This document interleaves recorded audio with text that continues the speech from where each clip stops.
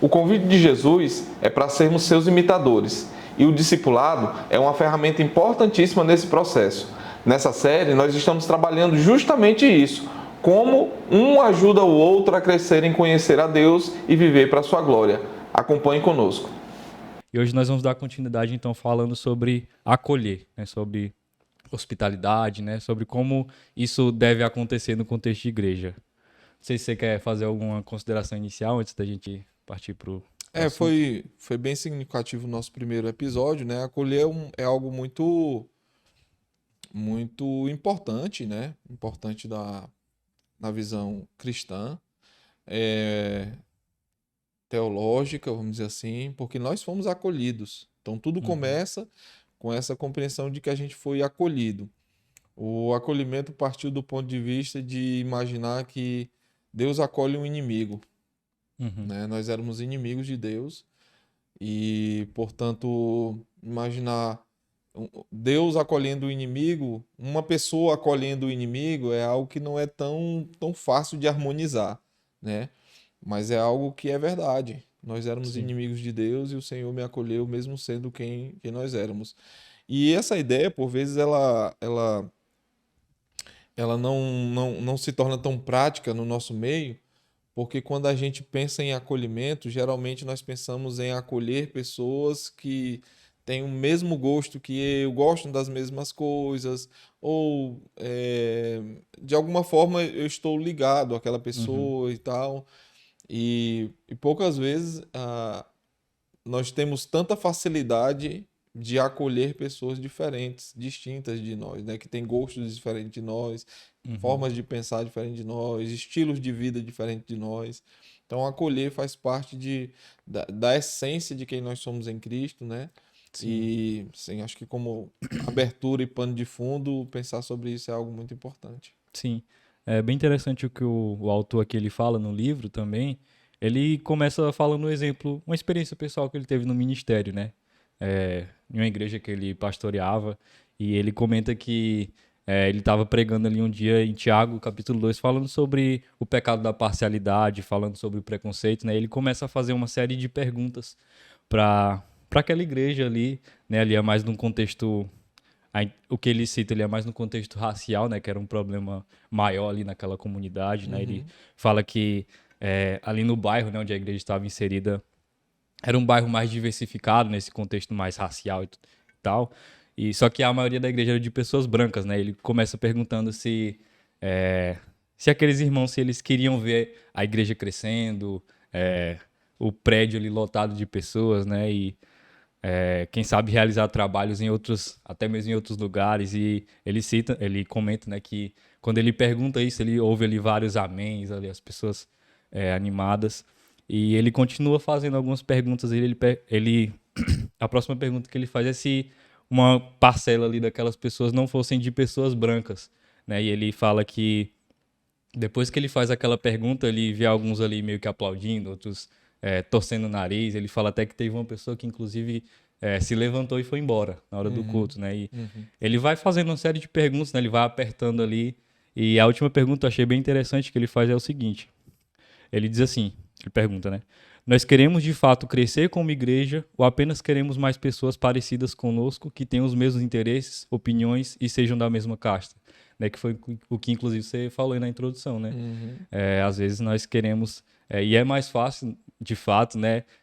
Ter comunhão, acolher pessoas que pensam da mesma forma que eu penso, que estão ali no contexto de vida parecido, né? E acolher pessoas que são diferentes é desafiador, né? E é interessante essa série de perguntas aí que ele faz, né? Porque às vezes nós temos o desejo de ver a nossa igreja local crescendo, mas nós não queremos assumir as responsabilidades, né? Acolher as pessoas que chegam, né? Talvez ali por um certo tipo de favoritismo ou preconceito mesmo, seja lá com o que for ali em questão, né? Que ele traz um contexto mais racial, mas pode ser de inúmeras outras formas, né? Talvez de interesses, de opiniões, né? De pensamento sobre determinado assunto. Tudo isso pode ser um parâmetro para que haja aí esse favoritismo, né? Essa distinção, essa acepção de pessoas, né? Não, é bem legal. E se a gente, por exemplo, trazendo para o Brasil, E tentar usar alguns exemplos aqui. A igreja é um lugar onde você vê flamenguistas e vascaínos sentando no mesmo banco e cultuando ao mesmo Deus, né? E por mais que essa divergência, cito o futebol porque o futebol é essa coisa de emoção, né? Uhum. E às vezes isso perpassa, né, os limites aceitáveis, né? Mas a igreja é um lugar de fato a gente conviver com pessoas diferentes, né? É, pessoas de faixas etárias diferentes, de classes sociais diferentes, né? E se a gente olha, por exemplo, para o próprio grupo dos discípulos de Jesus, a gente tem uma boa ideia do que de fato é acolhimento, Uhum. né? E se a gente fosse classificar cada um daqueles discípulos ali, olhando para o papel, a gente dizer jamais esses homens andariam sozinhos, perdão, andariam juntos, Sim. né? Estariam separados. Mas o evangelho nos une pessoas, né, que improváveis de estarem juntos e isso é maravilhoso pensar. Sim. Paulo, acho que ele vai até falar também na questão, né, ele vai falar do irmão mais fraco, né, aquele que tem consciência sensível, né, e do irmão mais forte, e de como eles devem se relacionar, né, um com o outro, apesar dessas diferenças, né, Sim, daquele que é mais forte, ele deve entender a importância disso, né, desse relacionamento e da maneira como vai agir, né, perante o o irmão irmão mais mais fraco. fraco. Uhum. Romanos 15:7 vai falar, por exemplo, portanto, acolhei-vos uns aos outros como também Cristo nos acolheu para a glória de Deus, né? Então, Sim, é interessante pensar, como você falou também até nos discípulos, né? Como havia essa diversidade aí. E o pecado, ele, como a gente já vem comentando aqui, desde o último episódio, ele nos afasta, né, de Deus e também nos distancia das demais pessoas, né? É, das demais pessoas, né? uhum, sim, E por conta disso, né, agora nós vemos essa dificuldade, né? Essas divisões, seja por questões como a gente comentou aqui, de raça, de classe, ou de idade, ou seja lá o que for, né? De uhum, futebol, por exemplo, que você sim, comentou aí, né? Só que, entretanto, né, através de Cristo, nós podemos ser reconciliados, né? Nós somos reconciliados tanto com Deus como também uns com os outros, né? Como a gente comentou no último, que quando nós depositamos a nossa fé em Cristo, né? Nós recebemos esse pacote aí, né? Digamos assim, né? Nós temos um novo relacionamento com Deus e também um novo relacionamento com a sua família, né? Com os nossos irmãos. é. O evangelho, ele é impressionante, né? Já, eu já vi situações, por exemplo, de familiares que tinham uma briga histórica, assim, né? E não se davam de jeito nenhum, né? E aí o evangelho entra na vida deles e faz algo maravilhoso, né? Pessoas que tinham uma rixa antiga, né? Uhum. Mas o evangelho chega e os une e você vislumbrar aquilo, visualizar aquilo, né? Inimigos se abraçando, se reconciliando, né? E aquilo que humanamente jamais se via como algo possível, se tornando possível a partir de uma coisa só, do evangelho, Uhum. né? Da união que alguém tem com Cristo. E se Jesus mandou que a gente amasse os inimigos, tá aí uma oportunidade, né? Então o evangelho é algo maravilhoso que nos oportuniza, né?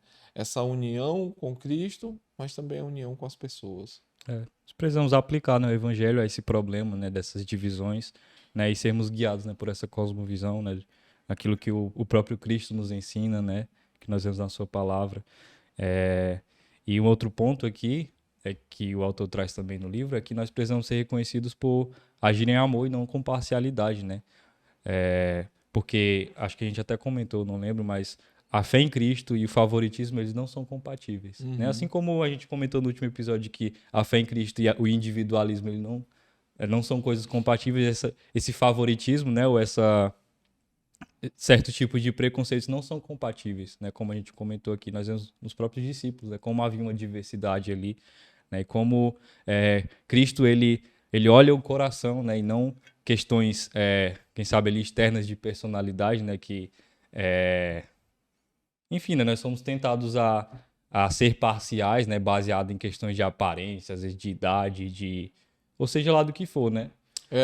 A Bíblia vai falar, inclusive, sobre isso quando a Bíblia vai dizer que no culto você não deve, por exemplo, destinar um lugar específico para alguém, né, colocar uma autoridade porque é uma autoridade, ou alguém rico porque é rico Uhum. em tal lugar privilegiado, e alguém porque é pobre colocar. Não, o culto não é um lugar para isso, né? Na verdade, lugar nenhum deveria ser, né? Sim. Mas todos ali, eles são pessoas iguais, né?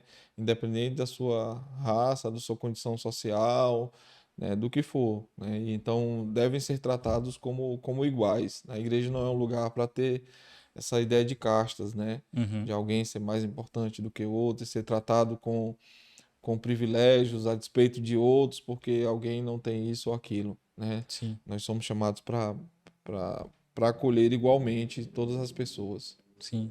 Né? E às vezes até algumas dessas questões aí, elas podem ser importantes, né? Por exemplo, de eh, aparência, de sotaque, ou seja lá do que for, porque Uhum, elas fazem parte da nossa personalidade, né? E tem a uhum, sua importância, né? Nós somos diferentes, mas elas não são mais importantes. Não é a coisa mais importante, né? sim. Como eu falei, Deus ele vê o coração, então da mesma forma nós não podemos tratar isso como se fosse o mais importante, né? Pegar algum desses pontos aí, dessas questões, e meio que tentar separar, né? Ou ser parcial com relação às outras pessoas, tendo como ponto de partida isso, né? Porque nós entendemos que Deus ele vê o coração, né? E não todas essas questões aí que são externas.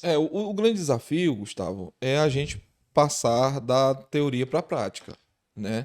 Porque tudo isso que a gente está dizendo aqui, talvez a gente chegasse hoje na igreja, não tem nenhuma novidade, né? Mas Uhum. na prática, quão difícil por vezes é nós inserirmos alguém novo naquele meu grupinho ali de melhores Sim. amigos, né? Então, esse é o grande desafio. E aí, por isso, não à toa, por isso nós somos Fé e Vida, né, aqui no podcast. Porque a gente fala isso por vezes como uma informação que está na nossa mente, mas não está na Uhum. nossa mão, na nossa prática ali, né? Pessoas tem um grupinho fechado ali que ninguém entra. É um negócio ali, tá fechado ali a sete chaves. Tem paredes ali que são de aço puro, ninguém entra, né? Peru de fora não entra. E a igreja não é um lugar para ser assim, né? É evidente que sim, nós podemos, não tem problema nenhum de alguém ter um melhor amigo, não tem problema nenhum de alguém ter alguém mais chegado do que o irmão, não tem problema. Mas se alguém novo na fé, ou alguém que chegou novo na comunidade, não foi inserido por conta disso, aí sim nós temos um problema, né? Ah, não, Uhum. eu não posso inserir essa pessoa aqui porque eu já tenho meu grupo aqui e tal. E mesmo que isso não seja dito de forma velada, mas é para se for praticado como, Uhum. a gente tem um grande problema, né? Sim. Um grande problema. Interessante que o autor ele traz até um outro exemplo também disso, dessa parte mais prática, né, de como é difícil. Ele fala que uma vez ele estava pregando em um culto aí, pessoal mais jovem, né, e uma das estudantes, é, ela professa, né, a fé em Cristo, e no dia seguinte, no culto pela manhã, ela se assenta lá em um determinado lugar, lá das cadeiras, das poltronas, e é, chega ali um casal, se eu não me engano, que ele vai falar, e eles dizem assim, ó, você está sentado em nossos assentos, ache outro lugar, né? E talvez por ela ser mais jovem, alguma questão ali ele vai explicando, né? Mas a gente vê, por exemplo, e se colocarmos isso em prática nas nossas vidas, como é desafiador, né? Por Uhum, exemplo, quando chega alguém novo, será se mesmo que eu não fale, eu não quero que essa pessoa sente perto de mim, né? Mas será se na minha mente ali eu não estou pensando, tomara que essa pessoa sente ali em outro lugar, porque, uhum. Tomara né? que ela se aproxime de outras pessoas. Né? Então, ele ilustra que isso de maneira prática, né? Como você falou e também, como isso é desafiador, né? Às vezes a gente fala, né? E é fácil falar, né? Trazer aqui na teoria, né? Mas colocar em prática é bem mais complicado, né? Às vezes, como você falou, num grupo de amigos ou até mesmo nessa questão aqui, né? Fazer esse teste. Será que quando chega alguém novo na igreja, eu busco me aproximar daquela pessoa, né? Apesar das diferenças, ou eu é, só busco me relacionar com pessoas que pensam da mesma forma que eu, que sejam ali da mesma faixa etária, né? Então, tudo isso é importante a gente analisar, né? Porque é muito fácil manter esses relacionamentos, né, com pessoas que pensam parecido, né? E às vezes a gente não quer por causa dos desafios também, né? Que Uhum. nos relacionamos com pessoas diferentes, né? Talvez eles vão surgir atritos, né? Mas nós precisamos ser essa comunidade acolhedora, né? Que é o que a gente vem Às vezes comentando. a gente se agarra em coisas que elas têm aparência de bondade, né? Mas no fundo, é só o meu pecado sendo exposto. Por exemplo, chega um jovem na igreja e aí alguém que é casado, a primeira coisa que ele faz é dizer, tá aqui o contato de fulano de tal que é jovem. Inclusive eu tenho um contato para passar para ti. Mas essa ideia assim, não, deixa eu te encaminhar para o grupo tal, né? Uhum. Ok, legal, inserir aquele jovem solteiro no meio do jovem solteiro, mas nada me impede de manter um relacionamento com aquele rapaz, porque eu sou Sim. casado e ele é solteiro. Isso não existe, né? Então, nós precisamos estar dispostos a, a buscarmos a proximidade, a comunhão Uhum. com todos, né? Você ter um culto onde você tem uma criança de 8 anos, você tem um adolescente de 13, você tem um jovem ali de 20, um jovem casal, e você tem um senhor de 80, tá todo mundo ali, nós somos a mesma igreja. Né? A mesma igreja que está atendendo ali a criança de 8 anos está atendendo o senhor de 70. Nós somos um só corpo, né? Então, não é uma igreja por de 8, uma igreja por de Uhum. 13, uma igreja por não sei o quê, né? E a gente acaba vendo isso aí, inclusive, né? A igreja daqueles que gostam de surf, a igreja dos que gostam de rock, a igreja dos que, né? Sim, E a igreja é um lugar de diversidade mesmo. Nós precisamos estar atentos para acolher a todos, né? sim. Aí, em Tiago, a gente vai ver algumas razões pelas quais nós não podemos ter essa acepção, né, essa discriminação aí Uhum. no contexto de igreja, né? Uma delas é que essa parcialidade ela não reflete a graça de Deus, né? Tiago ele vai falar que Deus ele escolheu muito dentre os pobres para serem ricos em fé, né? Então nós vemos, inclusive na igreja primitiva, se nós olhamos, né, como o evangelho ele foi se espalhando nas cidades mais marginais assim da sociedade. Uhum. Como a gente já comentou aqui também, a gente olha se a gente olha para os discípulos, né, de Jesus, a gente vê também toda essa diversidade, né? Então, Uhum. um dos pontos aqui é que essa parcialidade ela não reflete a graça de Deus, né? Sim, sim. É, Deus está disponível a todos, né? O Sim. Evangelho está disponível a todos, né? Independente de, de, de quem seja, né? O Evangelho está ali e deve ser pregado a todos, né? Uhum.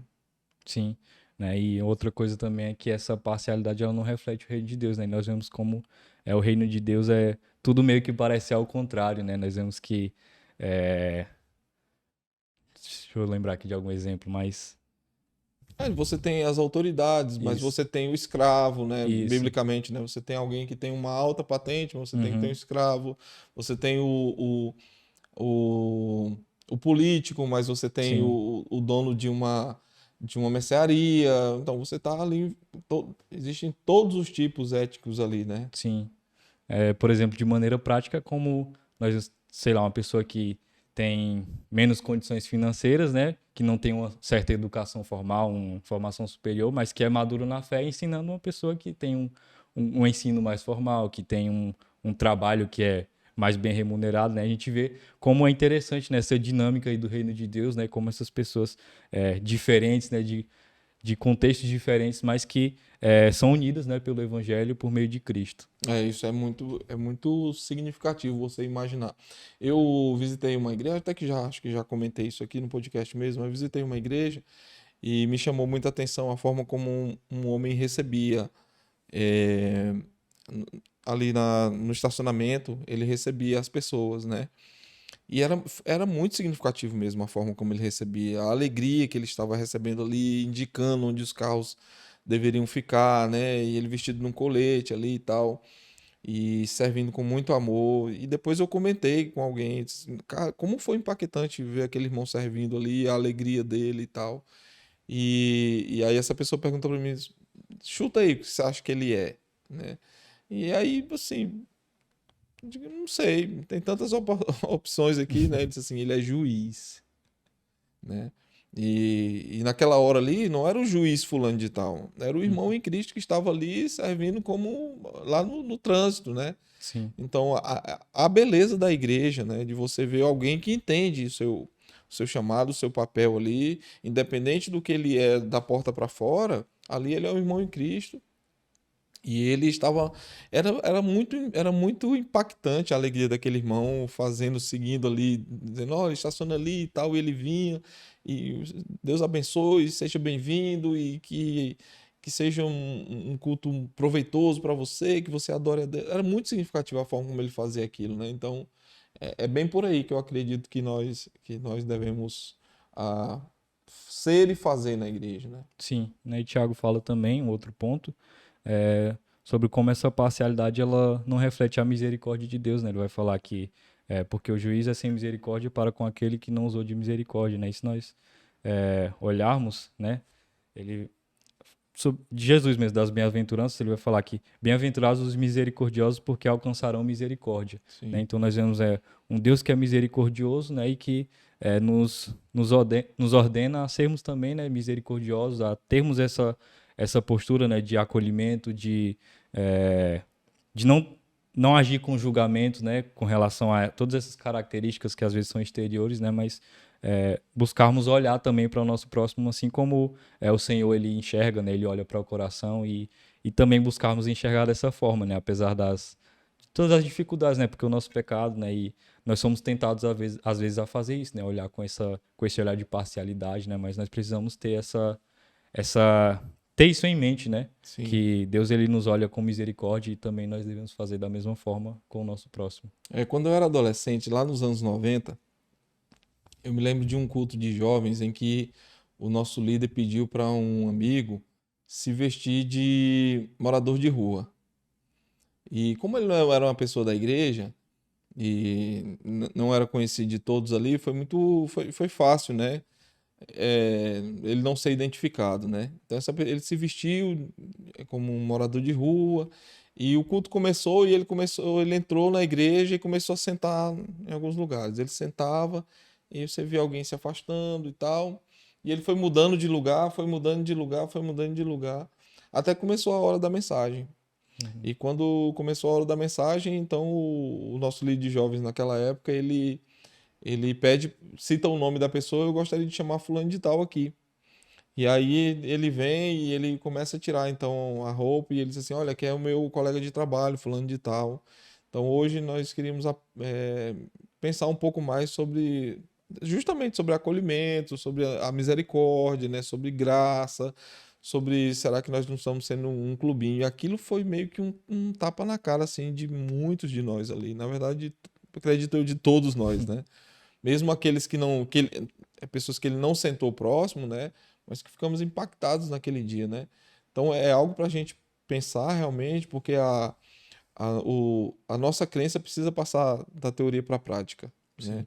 E dias atrás eu até comentei na igreja sobre alguém que eu vi que a gente sempre vê aqui, que ele fica no sinal de trânsito aí, né? E às vezes a gente, quando enxerga, já quer subir os vidros e tal.